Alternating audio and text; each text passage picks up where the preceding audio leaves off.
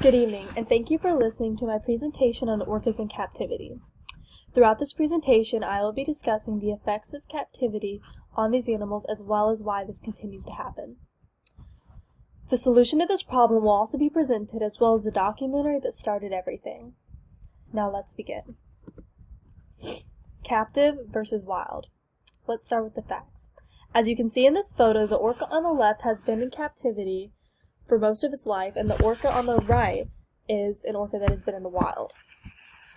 You can see that the orca on the left has a collapsed dorsal fin, and this is caused by floating for long periods of time, the sides of their tank, their meal, and this is a very unnatural phenomenon that does not happen at all in the wild, as you can see on the right. But in captivity, almost every single orca has one.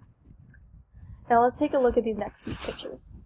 These are all captive orcas, and you can see on the left photo, their teeth have fallen out and rotten.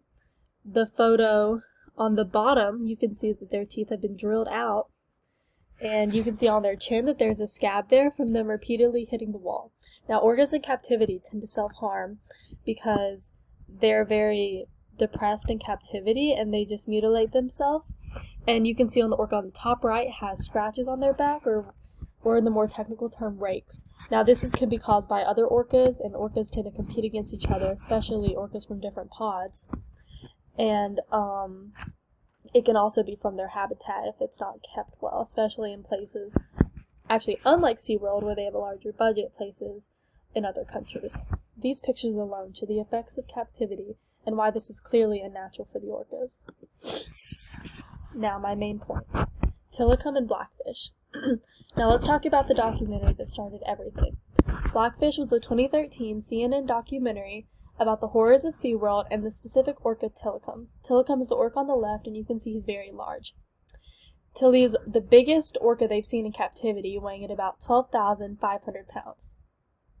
The reason this orca was highlighted in the documentary is because he has killed 4 people. Now, the most famous person he killed is Don Branchaw, who's the person you can see on your right over there. He has a very traumatic life. He was taken away from his family at about age 4, which is very young for orcas because they have a normal lifespan of humans. And he was kept in a place like Marineland, where he was kept in a very small pen and bullied by other orcas for his size. And then he went to SeaWorld and he was forced to perform, and he became very aggressive and ended up harming 4 people and killing all of them. This was a very helpful documentary, and though the story of Tilikum is tragic, it needs to be discussed for there to be more awareness. Let's talk about the solution. The solution is a rehabilitation pin. You can see in the images, the first image is a real rehabilitation pin for an orca, and it was very successful. You've probably seen the movie Free Willy, and the orca in the movie Free Willy is the orca that was actually in that pin. Now the one on the right you see in the text, it says Whale Sanctuary Project Site. That is the organization that is freeing many orcas these days, and that is the ideal pin, but most of them don't make it that far, and then they have to be put back in captivity, because even though this solution is the best one, we still haven't found the most effective one yet.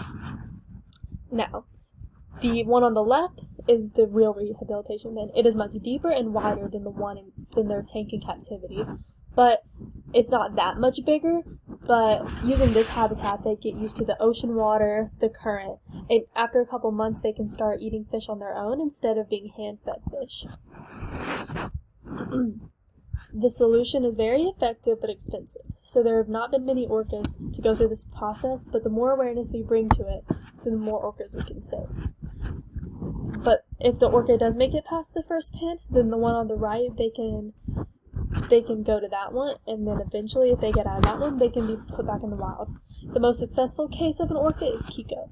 Kiko was released back into the wild. He actually found his way back into a pod. Now, next topic. Who allows this? On the left you have a picture of the SeaWorld orcas, and on the right you have illustrations showing that the lives that orcas have to live in captivity. Now, the people who allow this is very simple. It's people like you and me. Now, the people like you and me, you mean like what? Ticket buyers are the reason this continues. And if people keep buying tickets to places like SeaWorld, then their orcas and dolphins will continue to have to live this life. It also does not help that the trainers and scientists at places like SeaWorld and other marine parks lie to the patrons saying that their life is better and longer in captivity when that is completely false. In captivity, there has been real stated facts in the documentary Blackfish that I talked about earlier of the trainers saying that they were told to tell the public that the orcas live longer in captivity. Now, just stating facts, orcas live a normal human lifespan of up to 70 to 80 years. In captivity, they don't normally live past 40. The oldest being 52, Corky. But that's a very rare case. Most of them barely live to 30. And all these things contribute to the abuse and neglect of these creatures. And if they keep lying to the public, then they think it's okay. But that's why we need to show the truth. In conclusion, I have discussed the problems and solutions of this topic, the cause and effects, and why we need to save them. My cited sources are, the first one is a statistic of SeaWorld's revenue, which I discussed, the Whale Sanctuary Project, which is the funding for the saving the orcas. Third one is a SeaWorld encounter, SeaWorld.com. The fourth one is the Blackfish documentary, and the fifth one is the dental reports of the orcas. Thank you so much for listening. Goodbye.